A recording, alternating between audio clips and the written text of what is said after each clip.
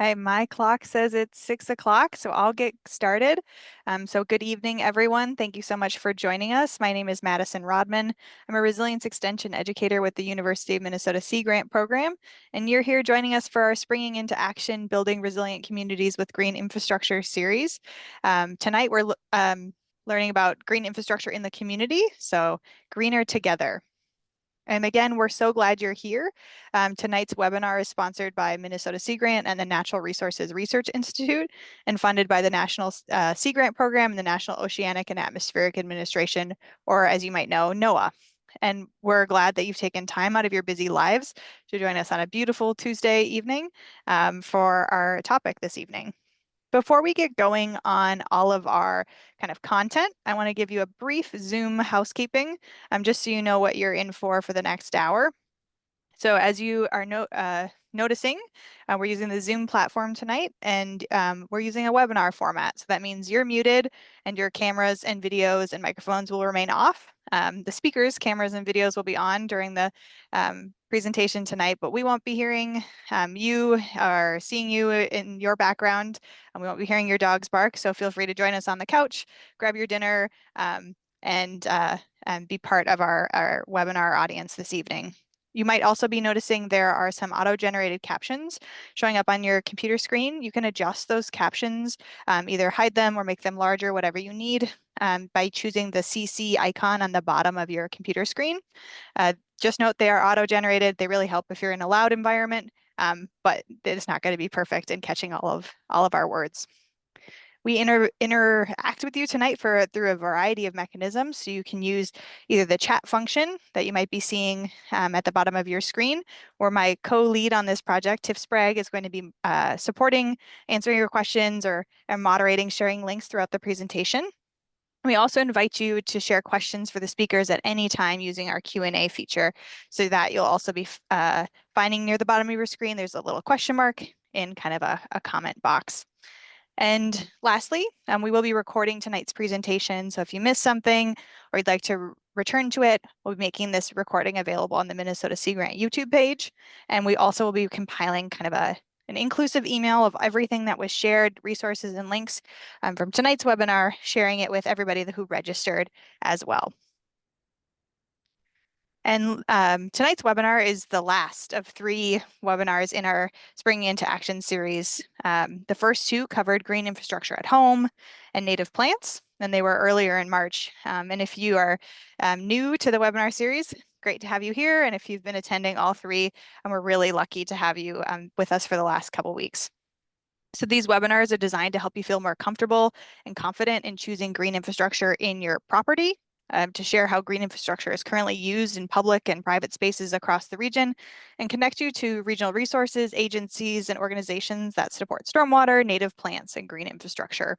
And again, we love your feedback on this series. So we'll be sharing an evaluation link kind of in the chat now, so you can have that ready for the end, or you can complete it after the webinar is concluded, and we'll make sure to send it in our evaluation email as well. And overall, this series is a part of a larger Minnesota Sea Grant and Natural Resources Research Institute project to support the use and adoption of green infrastructure in our communities. We're working with communities from Midway Township to the city of Duluth, all the way up the shore to Grand Marais, looking at our codes and ordinances for opportunities for green infrastructure as a powerful tool as part of coastal community resilience. And if you don't know what green infrastructure is, hang on, we'll get you there. And our presentations tonight will cover all of that. So we're really excited to introduce you to our 3 speakers for the evening. First, we have Kari Hedin and Tara Solom, who are here from Lake County Soil and Water Conservation District, and they'll be presenting first. And after their presentation, we'll hear from Ryan Granlin, who's the Utility Programs Coordinator with the City of Duluth. And broadly, kind of an overview of how that will go. I'm going to provide a brief overview of green infrastructure, then we'll have our 2 presentations from our guests, and followed by an ample period of time for Q&A from everybody in the audience. And again, you can put your questions in at any time in the chat or the Q&A box. And before we begin, we want to make sure we have some common language for some of the words we might be using this evening. So first, we're going to start with some jargon, and then we'll hopefully make it not jargon for you. The first is stormwater or runoff. It's really the collection or flow of water following a precipitation event, from rainfall, snowfall, or snowmelt. Water flowing off the driveways, parking lots, roofs, our lawn, ball fields, and even from a forested environment in our community is considered stormwater runoff. Stormwater makes its way to nearby lakes and streams, through storm drains and culverts, in our urban environments, and then in ditches or directly off your property into a nearby stream or lake in more rural areas. It's important to note that stormwater is not treated like our tap water, so anything that's on the ground is fair game to pick up and take it along with it. So that can include trash, pollutants, pet waste, chemicals, fertilizer, and road salt. So when we talk about ideas like stormwater management, what we're focused on is how to do slowing the flow of this water coming off the landscape and how to make sure excess sediments and pollutants don't make their way into the receiving bodies of water. In addition to the general complexities of how we manage water across the landscape, we know that Minnesota's climate is changing. Climate variables such as rain and snow patterns, growing season changes, changes in seasonal temperatures, and changes broadly kind of how we manage our runoff and how effective those management practices are at curbing pollution and slowing the flow of water. And one of our favorite stormwater management tools, we're a little bit biased here, is green infrastructure, which attempts to mimic the natural water cycle by increasing water retention time, allowing for slowing of that flow and volume of water and more uptake by plants and trees, and increasing how much water can really infiltrate or soak into the ground. Green infrastructure can also help to trap and reduce nutrients and pollutants, especially the kind that can cause closures of public beaches or make streams unsafe to swim in. So think about like algae blooms and excess E. coli. And again, our first webinar went over green infrastructure practices you can do at your house. Things like rain barrels, rain gardens, that sort of thing. And our second webinar really focused on plants. So what we called like the green and green infrastructure. So we went in kind of a deep dive about native and deep-rooted perennial plants. And today we're learning a bit more at the community scale. So what are some of the things you might be seeing or heard about in the communities where you live in or recreate in, and from the people that are helping to design, maintain, and install these practices? So with that, I'm going to pause and pass the microphone over to our wonderful Lake County SWCD staff who are going to be leading the first presentation. So take it away. Sounds good. Thank you. And thank you for being here tonight. I'm just going to bring up our slides here. All right.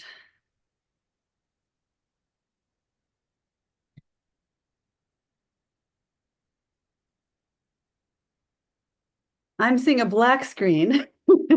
How about you? It still is black. It looks like it's the Okay. end of the slideshow. I think you just need to go back to the beginning. Sorry, I see what I did. Wow, that was a rookie mistake. There we go. How's that? Perfect. Okay, Looks sorry great. about that. Oh, I wonder if it must be on a loop or something. Okay, I'm just going to keep it here because I think I must have some kind of timer on it. Sorry about that. Okay, so let's go ahead. This is, I'm Kari Hadeen. I'm the community conservationist with Lake County Soil and Water. And we'll be talking about green infrastructure projects here in Agate Bay. So definitely on a larger scale than maybe what you can do at your home. And this is a picture of Agate Bay. So you can see it kind of has these industrial uses and it has a lot of green space. And we've got a lot of projects going on here. And so I'm going to start with a few larger concepts and then kind of zoom in from there. So I like to think of this as green infrastructure ripped from the headlines. We have here a picture of an alligator in a stormwater outlet in Cape Coral, Florida, and then more locally, a bear that was hibernating in a culvert in Duluth. And these are kind of my worst nightmares, but I bring them as examples to say every green infrastructure project, from the smallest rain garden to the largest stormwater installation, should consider wildlife. And that includes how the project may be used as habitat, even if it's unintended. And there's much of green infrastructure that includes habitat inherently, whether that's pollinator planting or even the culvert that I'm looking at replacing. And I found wildcat tracks through it, so it's being used as a migration corridor. Or the shorebird habitat that we're hoping to incorporate in Agate Bay with our work. And so the takeaway is to think about how other non-human beings might use green infrastructure, because they will. And here is zooming way out to Western Lake Superior. And in case you were wondering if we have a stormwater problem in the Northland, this picture should answer that question. Although this is an extreme picture, this is after the 2012 flood, but it's just showing all the erosion, all the sediment that ran off the landscape and into Lake Superior during that storm, with a zoom in to kind of place base you there with Agate Bay on the North Shore. And I bring it up to say that we could do a better job of capturing and treating stormwater and then creating habitat while we're at it. So zooming back into Agate Bay in Two Harbors, most of you are probably familiar, but maybe not all, that Two Harbors is called that because it has two bays, Burlington Bay to the north, and then Agate Bay to the south. So that's the picture you see there with the shipping docks and the breakwater and the town kind of inland from there. Two Harbors has a long history of human habitation, and that going way back to Native people, fishing uses, and then more recently shipping and other industrial uses. And so that's still happening, but we also have a lot of kind of crumbling industrial infrastructure and also stormwater problems. So there's this opportunity for waterfront revitalization, and that includes incorporating tourism into it, but then also habitat improvements and then ways to deal with that stormwater runoff. And so one of the things to kind of talk about in Agate Bay is that we have some land ownership changes that are happening. And this picture shows, if you can see the kind of the purple outline here, it might be a little faint, but this is land owned by the city of Two Harbors. And then this kind of green or bluish outline. This is land that's currently owned by the state of Minnesota, but is going to be transferred to the city of Two Harbors through legislative action. And then these parcels here outlined in black are owned by the state and managed by the DNR. So we have kind of lots of partners and players in Agate Bay. But in concert with that land ownership change, there's this opportunity to do work, and there's local interest in taking action to improve the waterfront. And right now, it's kind of hard in some places to enjoy the waterfront, especially I'd say along this section where there's a crumbling old coal dock, and it's actually lined with fence with razor wire on top because it is so unsafe to access the water there. And to do this work, partnerships are vital, and we're only as successful as our partnerships. And just a few of the partners that we're working with in Agate Bay would include the city of Two Harbors, the DNR, Lake County itself, Natural Resources Research Institute, Sea Grant, and Friends of the Waterfront. And that's a local citizen group, also a nonprofit that was formed to help revitalize the waterfront. And so we have multiple projects in Agate Bay. There's large stormwater project, which Tara will talk about. And then over on this side, on the state-owned land, there's a native pollinator project, and then waterfront revitalization on this side. So just briefly touching on the Waterfront Revitalization Project, this is actually funded through the National Oceanic Atmospheric Administration, and it's to work with coastal engineers to create design plans, and then we can use those design plans to go after other kinds of funds to do the work. And the goals are to improve the shore for tourists and residents, and then also wildlife, and to protect against future storms. So there's just kind of an overview there of some of the things that we hope to do, including stabilizing the shoreline, connecting to existing trails, offering fishing and other tourism opportunities, and education. And this is done in partnership with the city of Two Harbors. And then the Friends of the Waterfront, that citizen group, they're heavily involved with this work here too, but then they're also working on plans for the inland portion of the waterfront. So it's kind of a two-pronged approach. And then just lastly, kind of my quick overview is that this is the native planting that is occurring over on the other side of Agate Bay on the DNR-owned land. And on this side, when I was thinking about green infrastructure and wildlife, I was thinking about wildlife with wings. And that's everything with wings, from insects and birds to butterflies and bats. And when plants are used, they can both protect water quality. You know, as water is running over land, it can capture that water, slow it down, and capture pollutants, and then also provide habitat. So the purple areas you see are areas where we removed invasive species and planted native shrubs, plants, and trees in 2024. The area in green is areas that we're going to plant here in 2025. And then we have funding through 2026 to manage the whole area. And we have multiple grants from the DNR, Board of Water Soil Resources, and NOAA to help with this. So now I will share it over with Tara And I think hopefully with yours, let's see if there's no timer. Give that a try. Oh, and I should say this is my last one. Sorry, this is showing the tansy. This is an invasive plant. And then we had the crew planting the plants. Yeah, thank you, Kari. You did a great job overviewing the city of Two Harbors and the complex land transfers and different things happening. And so also she could tell you stories about after planting, seeing the deer coming and munching on our shrubs and the Canadian geese coming in to eat the seeds that we planted. So that was another big thing to tackle on that project. So Kari's been doing a great job on that one. As an overview, Two Harbors did do a stormwater management plan, and that plan identified where there's stormwater conveyance, drainage, where there's impaired waters, because there are impaired waters within the city of Two Harbors, where green infrastructure could be placed, and funding opportunities. They along the Lake County Soil and Water Conservation District assisted them to obtain a Clean Water Fund grant as well as a coastal grant to assist with this project. And this was developed in 2021. And to relate it to the landowners and citizens on this workshop tonight, once you have your property, you come up with a plan, and that's what an SWCD is great at assisting you with, is no matter the size of your property, we can come and assist in determining what are your resource goals, what would you like to see as it happen on there. And there are SWCDs in each of the counties. So shameless plug for us, but we are here to help no matter what size of property you have. So back to Two Harbors, there are impaired waters, like I mentioned. We have Skunk Creek, which is a river that flows through the city and outlets into Burlington Bay. Skunk Creek is impaired for too much sediment, and it also has an E. coli bacteria impairment. And both of the bays within Two Harbors, Agate Bay and Burlington Bay, are impaired for E. coli as well.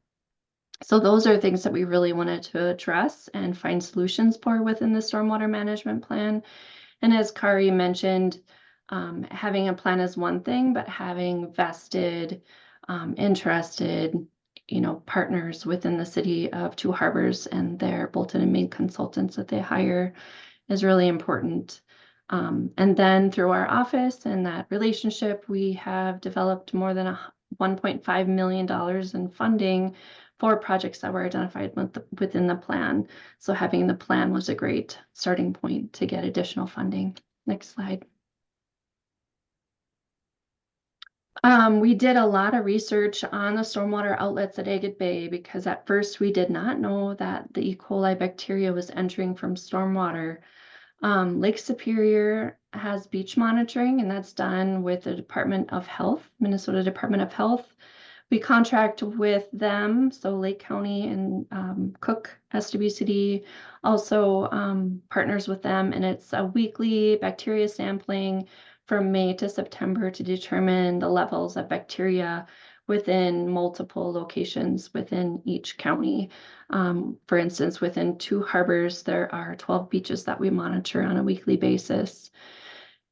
You're all familiar, I'm sure, of the Clean Water Act way back, and those goals are that waters would be swimmable and fishable. And so swimmable with that E. coli impairment, that's a problem. And so in 2016, Agate Bay was declared to have that bacteria impairment. There was enough samples to determine that it's a consistent problem, and it was put on the impaired waters list. In 2017 and 18, before my time at the SWCD, they were doing a lot of investigation. Where is this problem coming from? And they determined, like I mentioned, that it was the stormwater outlets. You can see that we had interns assisting with that project, pictures on the left, and that was during COVID. So we even did it up until 2021, the testing. And then you can see on the right is a picture of one of the outlets coming into Agate Bay from the city. This is likely due to old infrastructure. I think it's also a problem that Duluth has encountered, that there's sanitary sewers that were found to be connected to stormwater pipes. They're old towns. The infrastructure is aging and there's illicit connections. The city is not aware of where these are. And so it was really hard to determine, do we go and do a lot of sampling upstream in the stormwater? Do we hire consultants to really help identify where that was? There was television, there was dye tests, there was a lot of options, but the cost was so prohibitive to be able to do anything. That I'll talk about a project in the at a couple slides of, we knew that we just needed to contain that stormwater and not let it get into Agate Bay. Also, stormwater testing has been done by NNRI, University of Minnesota Duluth. In 2019 and 2020, it was sampled, the stormwater was sampled, and it identified that it was high E. coli, and DNA sourcing found that it was human waste that is contributing to that E. coli as a majority of the Agate Bay markers for DNA. And then further testing in 23 and 24, that stormwater, as we all can assume as it flows over the surface of the land, that it collects pesticides, heavy metals, nutrients, and high levels of those as well. So next slide. This is this map from the Stormwater Management Plan, section 1, 2, 3, and 4 all shows the path of stormwater within the lower part of the city, which also correlates with the oldest part of the city. That is likely where that E. coli bacteria from human sources is coming from. You can see that section 2, you'll see that it extends all the way to Agate Bay through that yellow line with the black markers on there. That is one that we're going to intercept and no longer go directly to Agate Bay, as well as 3, which you can see is daylighting to orange by that orange line there, and then 4 as well. And then 5 will be at a later date because Lighthouse Road Point, Lighthouse Road will be revamped, and hopefully that stormwater from section 5 will at a later date be entered into the stormwater project. We obtained $750,000 from the Great Lakes Restoration Initiative, which is an EPA funding source for a project to divert that stormwater from Agate Bay, no longer allowing it to direct discharge and instead go to a filtration basin. And that filtration basin will also have biochar that'll absorb those chemicals and pollutants prior to going in back into Agate Bay. Next slide, please. Here is just a concept drawing of this ditch with biochar. As you can see on the top left, that stormwater drain is no longer going to follow the road directly to Agate Bay. It's going to be intercepted, brought to the soil surface, run through a 2-stage ditch. So it'll be filtered out naturally by soil, attenuated, evaporated, and then it will go to a baffle box, which I'll talk about later, but that just collects the sediment so that it doesn't clog the channel and the filter. It goes along Lighthouse Point Road, and then it'll go into a biochar filtration basin before discharge to Agate Bay. Next slide. Some other examples really quick of things that were within that stormwater management plan that we were able to help with. We mentioned that Burlington Bay and Skunk Creek are impaired for too much sediment and bacteria as well. We found through studies that the bacteria through Skunk Creek is linked heavily to that sediment. And so if we reduce sediment to Burlington Bay and out of Skunk Creek, then that'll lower the bacteria problems. We received an Army Corps of Engineers grant. There's underground sediment collection structures that'll be placed. I'll show that on the next slide. And then along Skunk Creek is also going to be disturbed. All of the vegetation will be removed. And so we will be replacing that with native vegetation, trees and shrubs. And as you've probably heard from other presentations, that native vegetation is really important because it stabilizes the soil, and the roots are so deep that it'll really soak a lot more stormwater up than just turf grass and such. Next slide.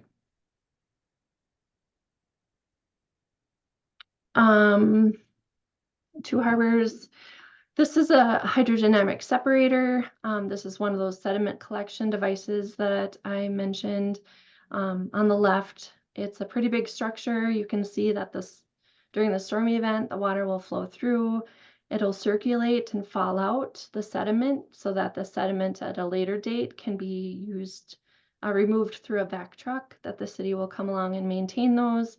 They recommend 2 times a year, if not more, to remove that sediment. So we're taking it out from the stormwater runoff prior to it going into Burlington Bay or Skunk Creek. Next slide. Another thing that SDBCDs offer is that we have cost share funding for stormwater projects. There is kind of a prioritization process that we have. So not everything would be eligible, but if you're ever interested whether or not we have cost share funding for that, we can help design and assist you with plant selection, things like that. But I wanted to highlight that through some cost share projects, for instance, Lake Superior Dental and Two Harbors was building a new building and they wanted to treat their stormwater. And so they put a vegetative swale with native plants along their building. I should have a more recent picture. It's really beautiful and there's a lot of great plants growing within there and great habitat. As you can see, it's sloped to the stormwater drain. And so the idea is that it would be attenuated and used by those plants prior to discharge. And then the picture on the right is at Knife River. They have, I think it's the Heritage Council area that they have the ships at.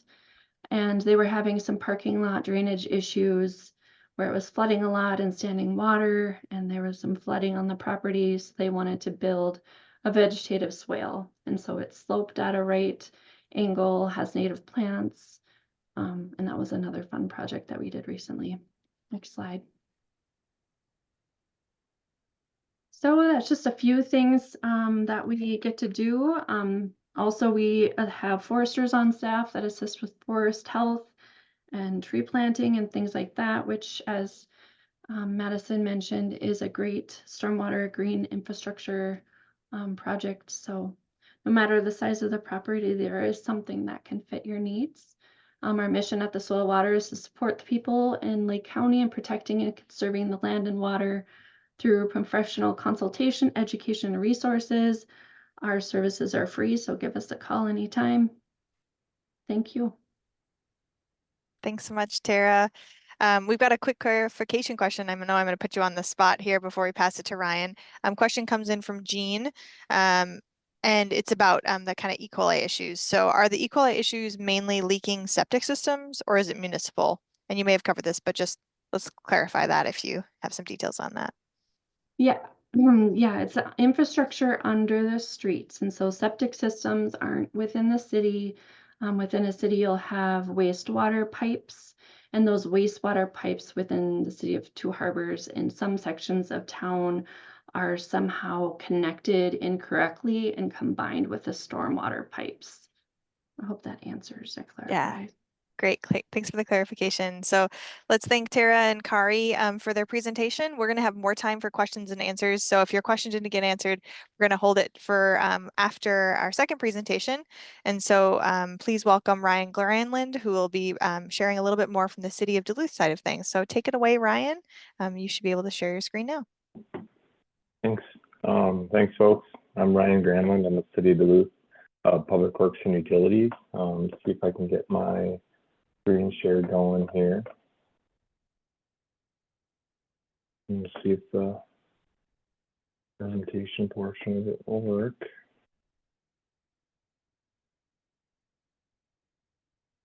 All good, Madison? Not yet.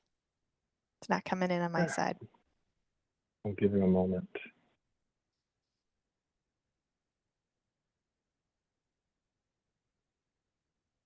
Okay, maybe try again. Looks like the screen sharing, you might have to push start. That's sometimes what happens. Okay. Let's see. There we go.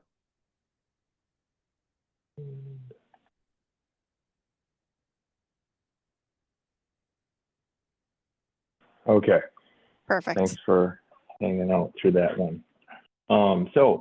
Like I said, my name is Ryan Granlund. I'm a utility program coordinator here at the city. And I was asked to kind of share some of the community scale green stormwater infrastructure projects we're working on in Duluth. So I'm lucky enough to be able to work with engineers and other people who are designing and pursuing these types of projects. And also I work with a lot of our maintenance staff who maintains them and keeps them clean and functioning. And that goes for much of the storm sewer system. So thinking to myself, how could I share some of this information in the context of green infrastructure and the types of projects we're doing? And I think I want to just start it off by going through and I'll kind of highlight really at a high level 2 projects that we have going right now in the city of Duluth. One is planned for construction this year, hopefully, fingers crossed. And then one just wrapped up construction end of 2024 and will be vegetated this year. There's a lot more of these types of projects going on and planning to go on in the city of Duluth, but these are just a few. And then, but I'll first start by kind of highlighting our storm sewer system and kind of our water resources that we have. And other than just Lake Superior and St. Louis River Estuary, of course, and then how it's an age system and how this really can play into this green stormwater infrastructure can really play into protecting the system, protecting our community from flooding, providing additional benefits, really in the face of climate change. So let's see here, we'll go through, like I said, we've got a lot of really great water resources in Duluth, and our stormwater is flowing to all these, relatively untreated. That's why we're looking to add, as part of our treatment portfolio, a little bit more of these stormwater management features. So, of course, I have Lake Superior and the estuary. And a lot of folks don't know that we have around 60 streams in Duluth. 16 of them are trout streams. So they're really, they have the building blocks, whether it be cold water or habitat to host sensitive species like brook trout. So really those are our high priority areas.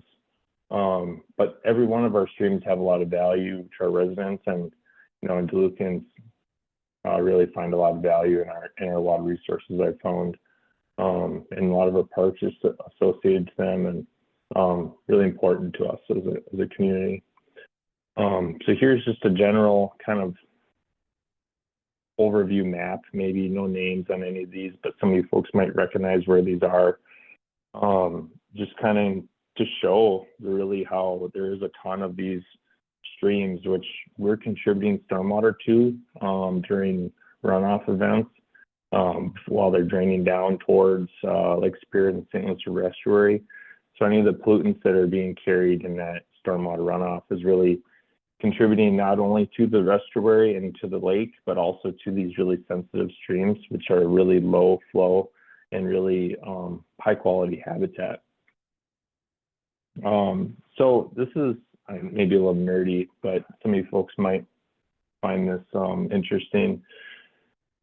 I really wanted to show just kind of a picture of a downtown street grid with our storm sewer infrastructure overlaid on it with our GIS system, just to kind of show the makeup of how dense our storm sewer system can be and how complex it can be. And when we're thinking about green infrastructure, we're really thinking about how are we capturing the most water and sending it through a treatment or stormwater management feature as part of this conveyance system, so that we can really get the most bang for our buck.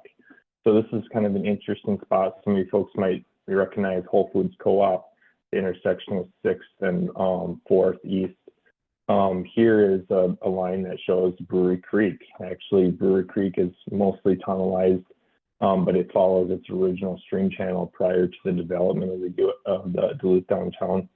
And then all of the area streets, intersections are collecting stormwater into these catch basins and draining into Brewery Creek at different points along the way.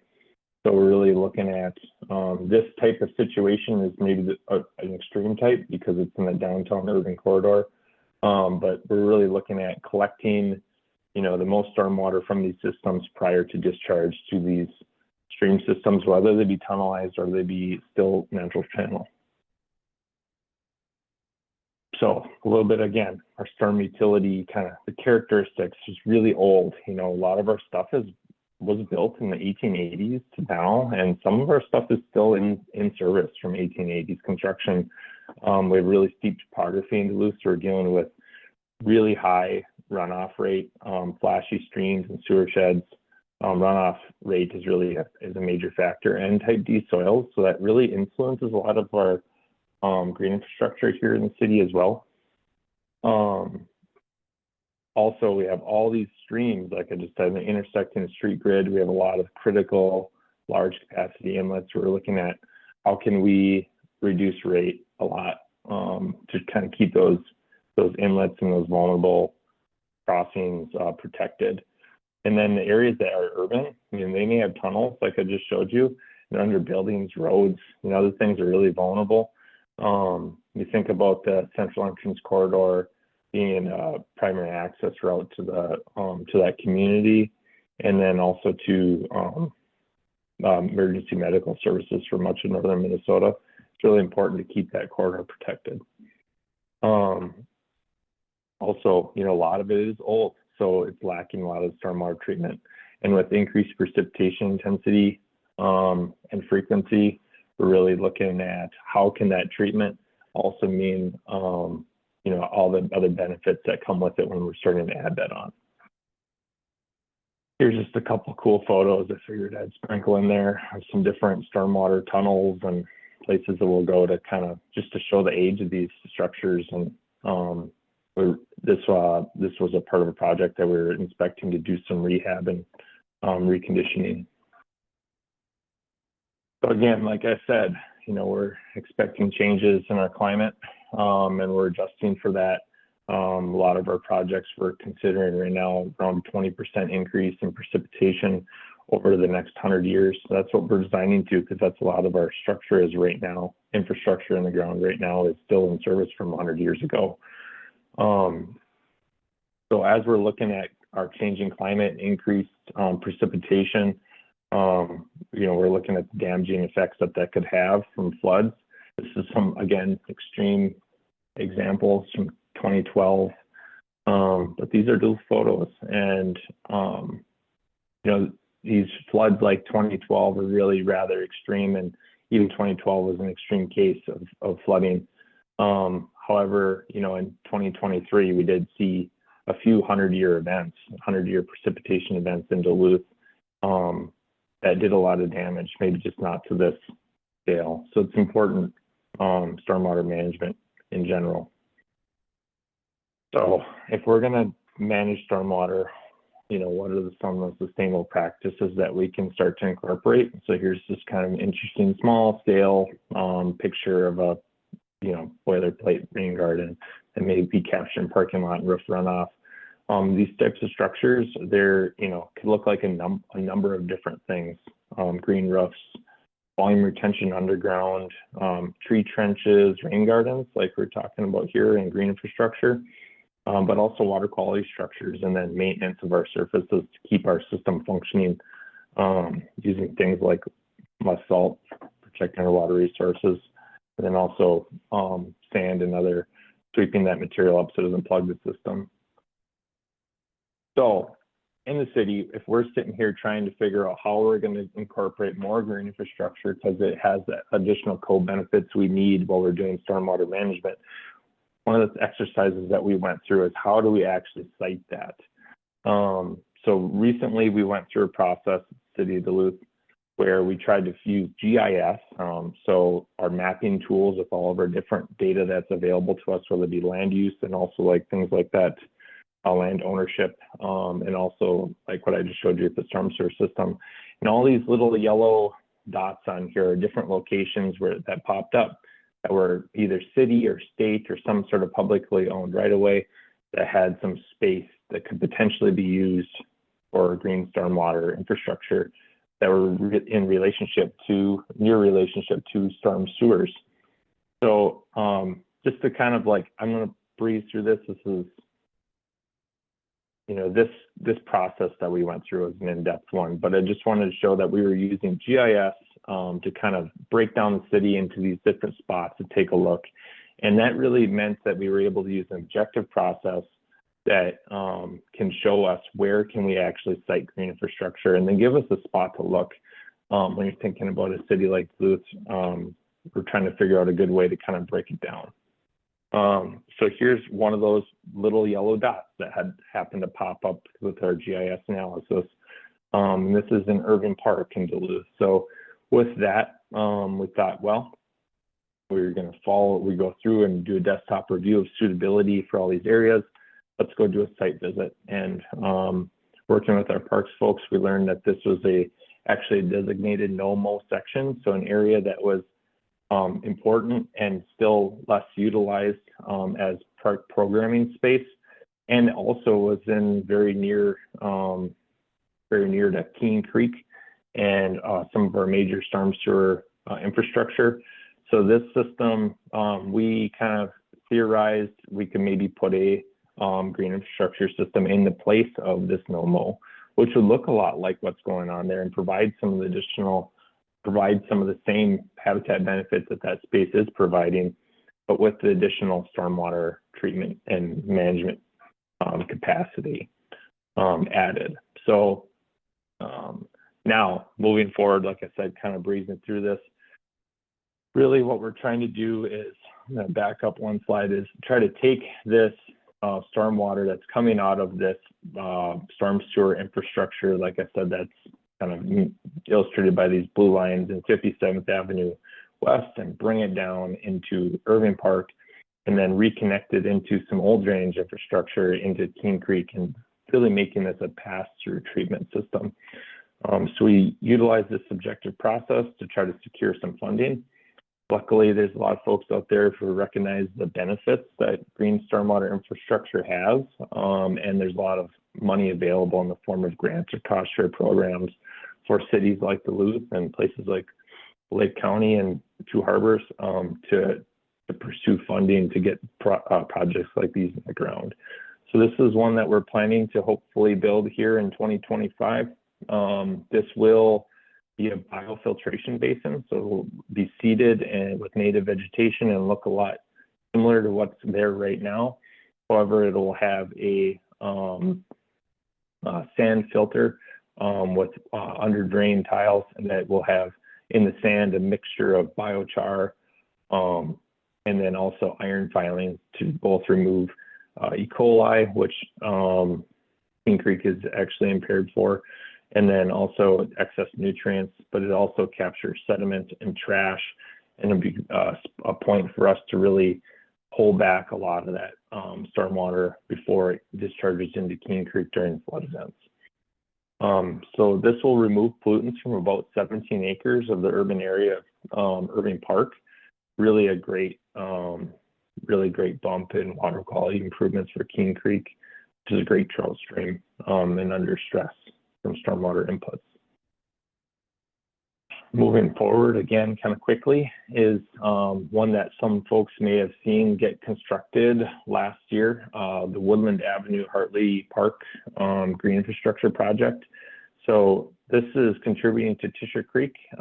If you think as you drive into the entrance road on the north side of Hartley Park, there was a large mass grading project there where we installed a very large green stormwater infrastructure kind of treatment train with the help of St. Louis County and some of our consultants, Bolton, Inc. and RES. So this one's kind of the same thing, similar kind of system like what I just kind of breezed through with the Irving Park location. However, much larger. So right now we have a really, urban drainage area of Woodland neighborhood, and we have these polygons here that are shaded in different colors to try to kind of show the different drainage areas that drain to particular points. So this kind of magenta or pink colored polygon is a 117 acre drainage area that all flows down Woodland Avenue right now. through a 36-inch reinforced concrete storm sewer and comes out right here by this really ugly looking green frowny face and discharges right into Tisher Creek, daylighted with no stormwater treatment. So Tisher Creek being impaired for bacteria and also being really high with high temperature and sediment loads and stormwater. We're looking for ways that we could use green infrastructure to kind of mitigate some of those factors. But 117 acres is a really large drainage area with a lot of water. We're trying to think of how we can maximize that on land space. So when St. Louis County had kind of theorized that they could do this project along Woodland Avenue in conjunction with their road reconstruction project, the city partnered with them and said, hey, there's this portion of Hartley Park that is really infested with a lot of buckthorn and tansy and other kind of undesirable invasive species. And this would be maybe a really good candidate to do some really great water treatment and stormwater management for Tisher Creek. So St. Louis County and the city secured funding for this project, and then went through design criteria with Bolton and Mankin RES, which I'll just kind of showcase some of the high points of right now. So like I mentioned, we had current conditions in this site, lots of buckthorn, tansy, and thistle. But there were still a lot of wetlands, and there was important trees that we're trying to keep. And it was also on a slope, so that made it a little challenging as well. But we're trying to think of a design that we could incorporate removal of these degraded areas and then protection of the other important areas. So here is a aerial plan view map showing wetland area delineated here in this kind of green hatch, and then special trees that we need to protect highlighted, kind of for the survey before discharging into a structurally restored tributary of Tisher Creek that would flow by the nature center into Tisher Creek, reconnecting some of the hydrology. If we were able to take that 117 acres of drainage area and pull it through this portion of the park. So design process led to something like this, where we would have this 36-inch storm sewer coming down Woodland Avenue with a pre-treatment sediment vault to remove the really heavy sand and trash, floatable trash, before discharging into a wet sedimentation pond. So a deep pond with a bottom draw inlet to pull cool water off the bottom to reduce the temperature and provide some residence time for more sediment to settle out. But then also a flood kind of management stormwater marsh that may look like this right here when fully vegged in. This is going to provide additional live storage, we refer to it as in the engineering community. When during a rain event, we have a lot of water coming down into the system. This provides the water can kind of bounce and flow up and take up this space and then eventually drained out through the system over a period of, say, 48 hours. And then next is moving through a series of, like I mentioned before, treatment train and bioretention basins. So these are basins that have sand and drain tile in them to filter water, and then they additionally will have native vegetation on top for that other kind of habitat and co-benefits that can be provided for stormwater management. And this goes 1, 2, 3, all in a row. So if you imagine this water has now been settled out sand, gotten cooler, and filtered through 2, 4, 6 different or 6 feet of filter material before discharging to a final basin, which is incorporated much like a bioretention basin amended with biochar to remove any bacteria, to again remove bacteria before discharging into Tisher Creek. We're going to potentially treat over 2 million gallons of water a year. We're going to remove bacteria and PFAS, and this is kind of what that soil section will look like, water coming onto the surface, filtering through sand and out to the drain tiles. So it did start kind construction last year, and I'm going to kind of breeze through some aerial construction photos to kind of show you the scale of what this project really is. And here is the site prior to clearing, with some additional special trees kind of noted, but primarily along this corridor were ones we're looking to protect. Here is after clearing and grubbing in the spring of 2024. Here's after first grading and clearing and removing stumps, salvaging topsoil on site. Here's after first initial mass grading. So this is the sediment structures installed, first pond basin is dug, and here's that big bench, like I said here, for the marsh, and then 1, 2, 3, 4 different filtration basins. Again, here is it finishing up in the fall. This is a really large scale rain garden, and it's really in many ways no different than what folks are installing at their roadside or in their yards, but really at a scale so that can treat water from the whole entire community. And then now, you know, we got to see what it kind of will look like with some rain. So it's taken a lot of water and we're reacting to that, and we'll just see how it's going to operate as we get it fully vegetated this summer. This is a $2.5 million project that wouldn't have been possible without a bunch of great funding from federal sources, state sources, and then also local. And the city of Duluth will own and maintain this in perpetuity. So that was a lot. And that with opportunity for some questions, maybe Madison, and then just a nice photo of not Duluth, but the Boundary Waters.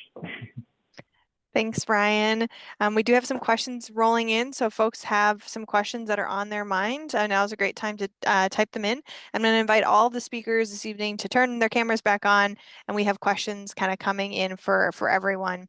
I'm going to lump 2 questions together first. So they come from Madeline and Jen about federal funding. So to the extent you could maybe talk about this, will the federal funding freezes affect the monitoring of E. coli and the monitoring and testing of systems? Or does this funding come from the state? So a little bit of a monitoring question with federal funding, and then kind of a follow-up with federal funding freezes affecting green infrastructure projects, and maybe specifically some of the ones that you shared and talked about today. So anyone can jump in and answer that question about maybe some potential changes to monitoring or projects that are underway or planned. I can touch on the monitoring. Go ahead, Ryan. I'll be quick. So the monitoring standpoint, we're working with U of M right now to try to do some post-construction monitoring on the Woodland Hartley project. I don't know that that'll necessarily be impacted by federal funding freezes. However, you know, something we're obviously concerned about. And then as far as funding for the actual projects themselves, as far as I know, we're still working through and with our federal partners, and I've been asking and getting responses to the degree of, yeah, no, we're still good. So I'm hoping that'll continue to be the case, and we really need that to still be the case, Duluth. And I was just going to add that when it comes to beach monitoring or E. coli monitoring, that's through the Minnesota Department of Health. So it's a state effort. And then we contract with them, and that's the same for stream monitoring and lake monitoring. So that is still ongoing. But I would like to add that, you know, we use that data to then help us make decisions about what to do. And then we need to go and get funding for that. And that's both state and federal funding. And a lot of the times you can't do it with just one or the other. So like Brian was saying, we need the federal funding to continue. And at least on the projects I'm working on, it is still in place. Yeah, and I just want to add that the state of Minnesota, we're really lucky to live here.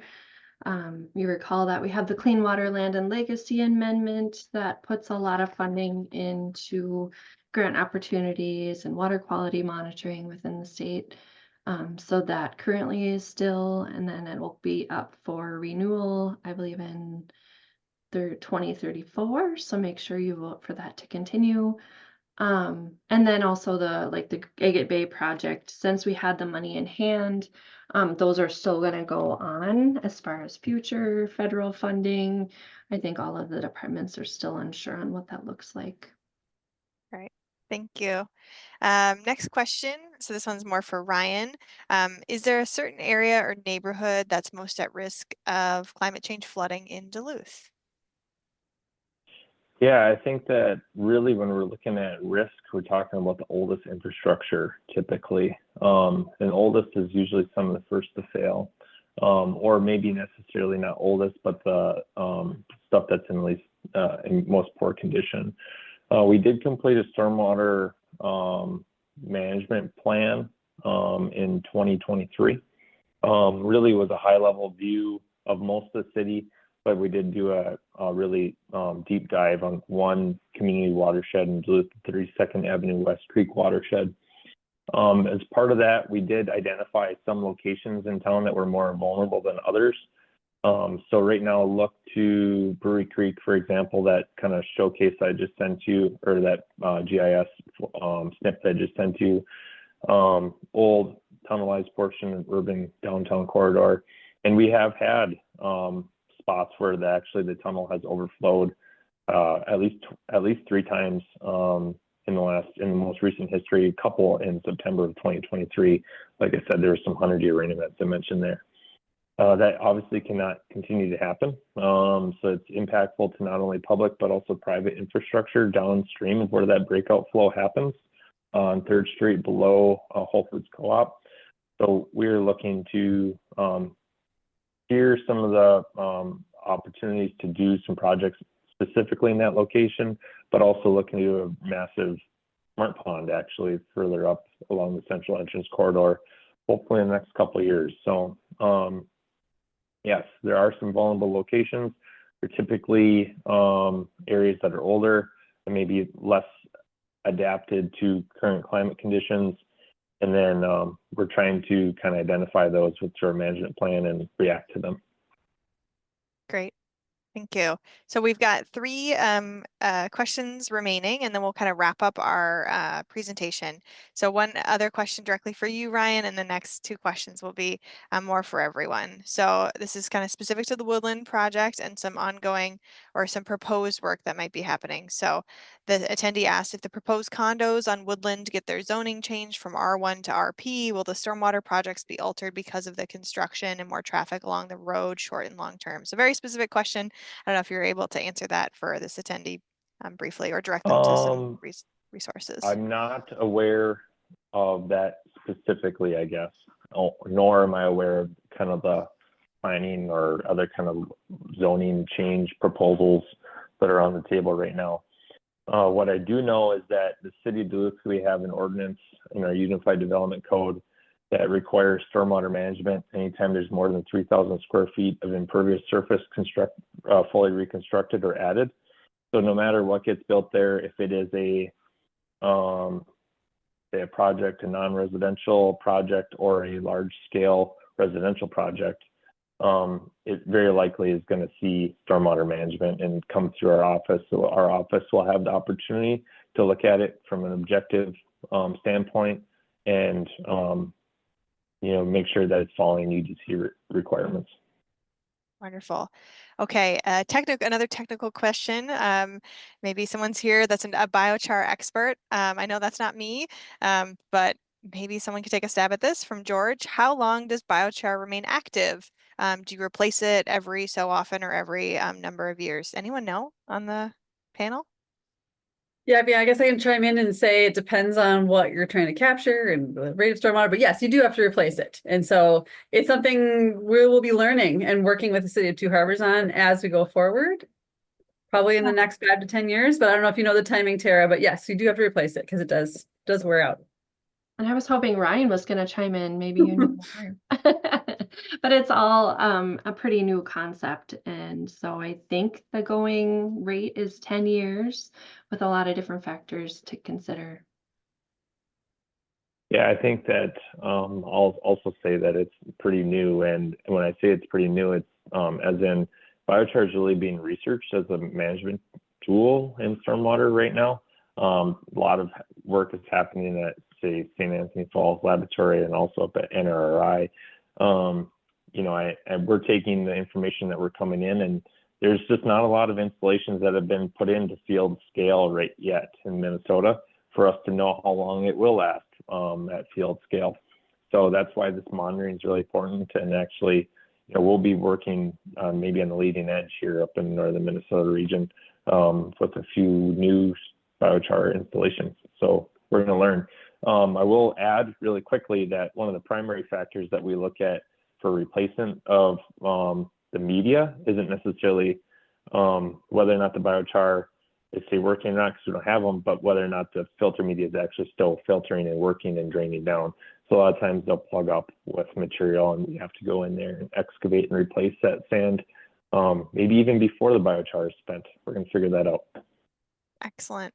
Okay, so I know we're at 7, folks, but I'm going to leave us with one thing to look forward to or something to kind of inspire us as we close out this webinar series. So Ryan, Kari, Tara, if funding was unlimited, you had all the money in the world, what green infrastructure would you love to see in your community? So we're going to lightning round pop it to each of us.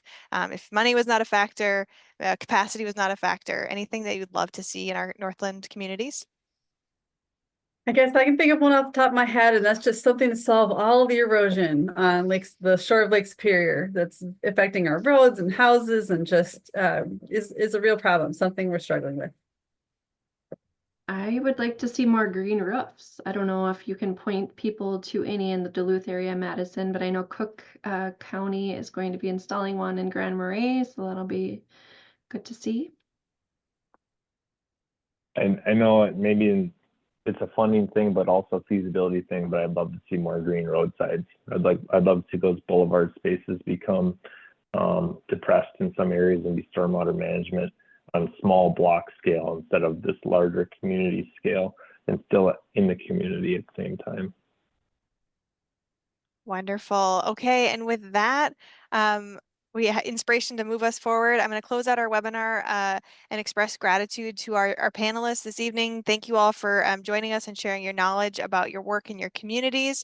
So thanks from me and and Tiff for joining us, and then thanks to the attendees for sticking around with us. And again, we'd love to hear your feedback on this or all the webinar series. You'll be seeing in the next few days as we get this recording captioned and put onto our YouTube page. We'll be sharing all the resources and links that we compiled and our presenters shared. So thanks again for joining us. We hope you have a great rest of your evening, and think about some green infrastructure as you move into the springtime, or maybe start to look for it around town. Maybe you're driving around Woodland, or you're stopping in Two Harbors, and you can check out some of these projects in your own communities. So thanks again, and thanks for joining us.